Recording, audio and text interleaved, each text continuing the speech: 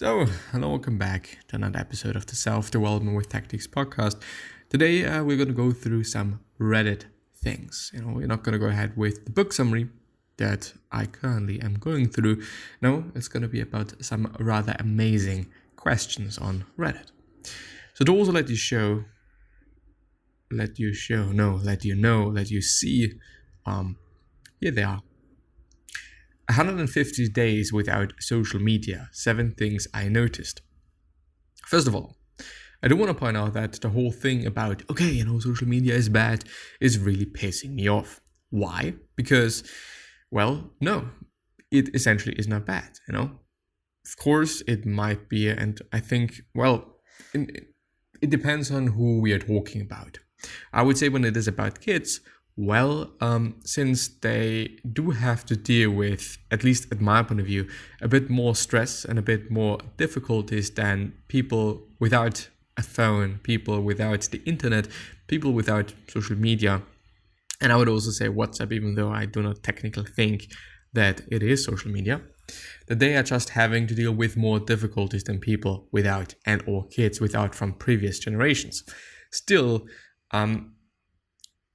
when one gets mad about social media or any other negative feeling, might not necessarily be madness, I guess, or just being mad and or angry or whatnot.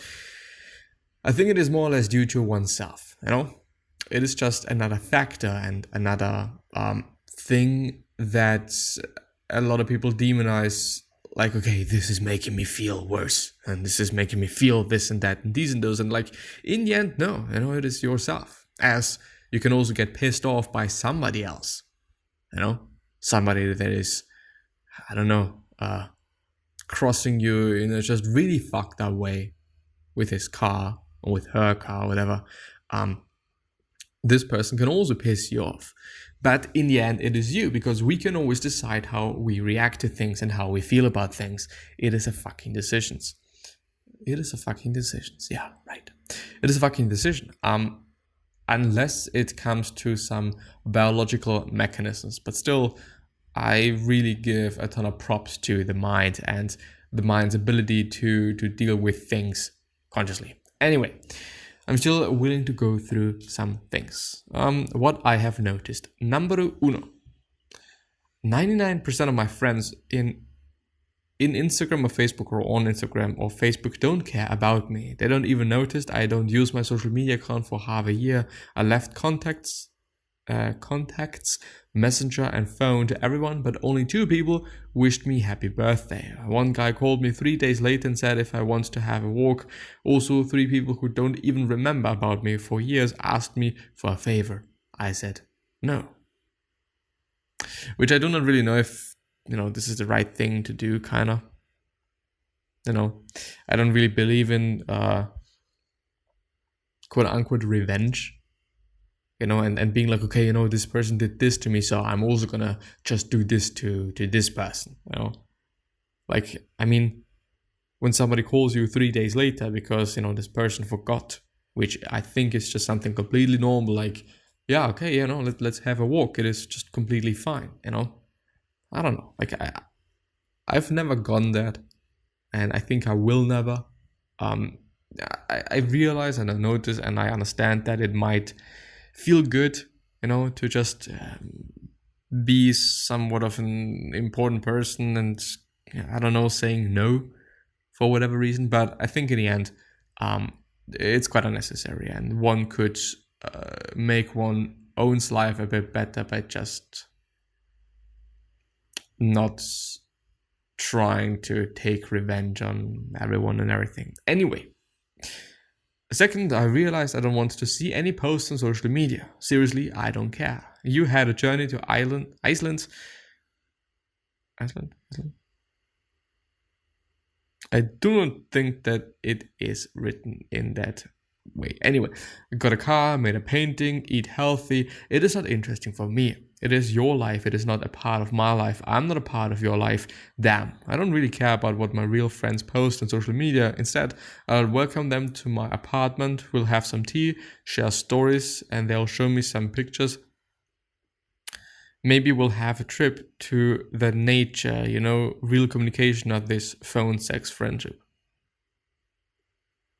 Phone sex friendship. Well, the third, attention span. Damn, it was a real problem for me. Now I can concentrate for more than 20 seconds. Once again, I enjoy reading, just like when I was 10, reading Treasure Island or Harry Potter after school. The fourth, I became more confident and happier. I read many articles about links that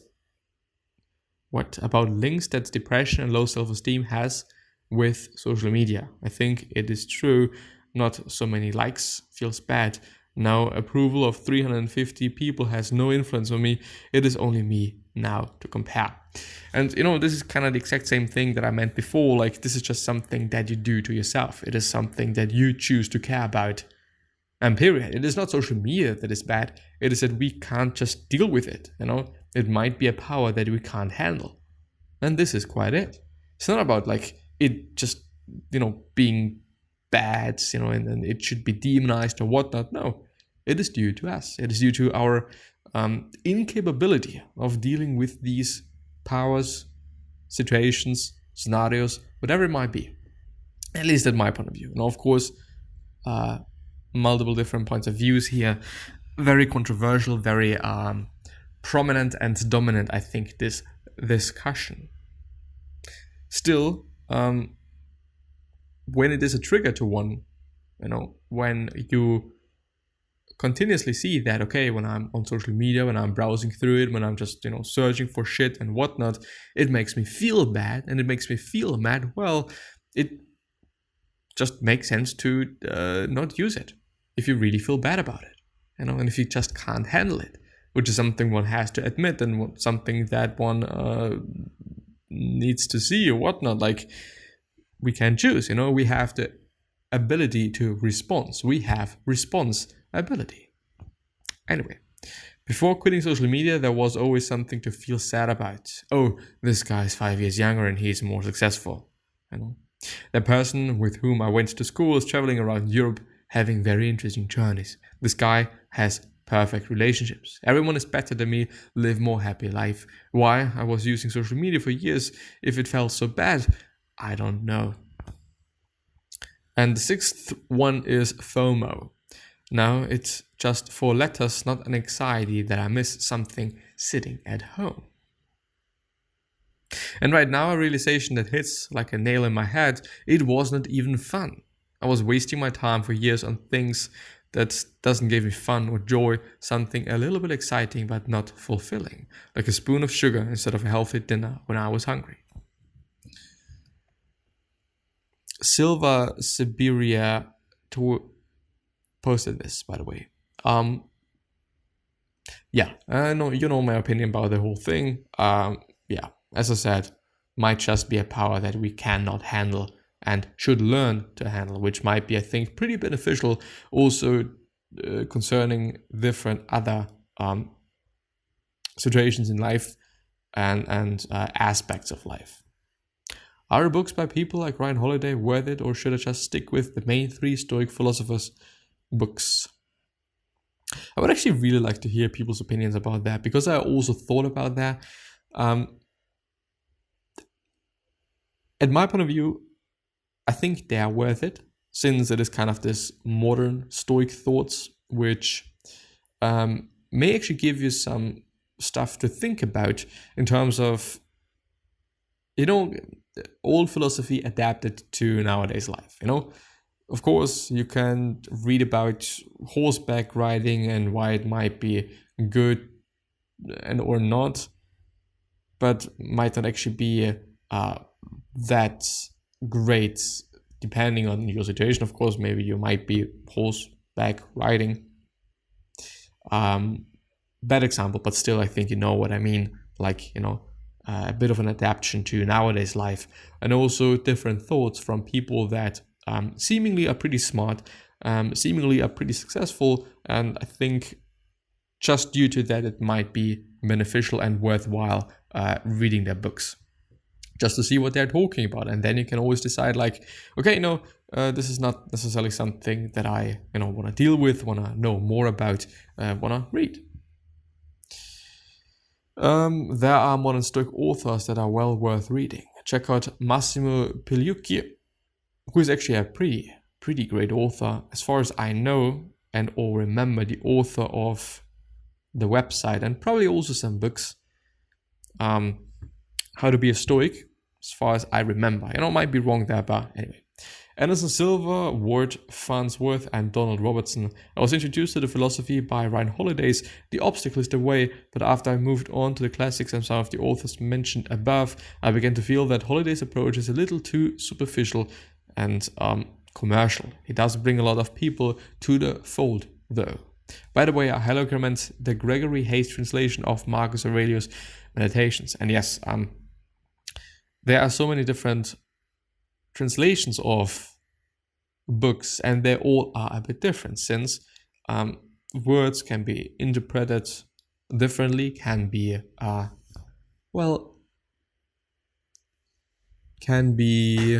should I say, said differently. Things are just different. It always depends on who you are, what you think about, and so on and so forth. I just finished How to Think Like a Roman Emperor by Donald Robertson. I've been reading and practicing Stoicism for a few years now, but still consider myself an absolute beginner. Which I, by the way, think, in terms of certain things that I've been doing actually for quite a while, I am a complete beginner. Of course, it is totally fine to admit that I have certain knowledge in certain fields, and this is totally fine, and this is totally great to admit and notice and know. Like in terms of nutrition, for example, I'm actually pretty well off. I know quite a lot of things, but still, I'm actually not advanced. I wouldn't say so. I might be an intermediate. Of course, there's a bit more scientific things that I just don't know anything about, but I'm not a beginner. But in terms of, I would actually say in terms of design, even though I've been designing for quite a long time, I am not the greatest. I'm just somewhat of a beginner. Of course, some other people might be worse than me and whatnot, but also in terms of art in general, like drawing and whatnot, I've been doing it for fucking years. Just also, quite a lot, especially in school. But I wouldn't say that I am kind of just good, or, let's just use his terminology. I would say that I'm not an intermediate. I'm rather a beginner, maybe something in between, but still, I think it is fine. And I think it is also good to admit that, that you may not be the greatest at something, which I often feel like, why are people acting like they are the absolute fucking greatest at something?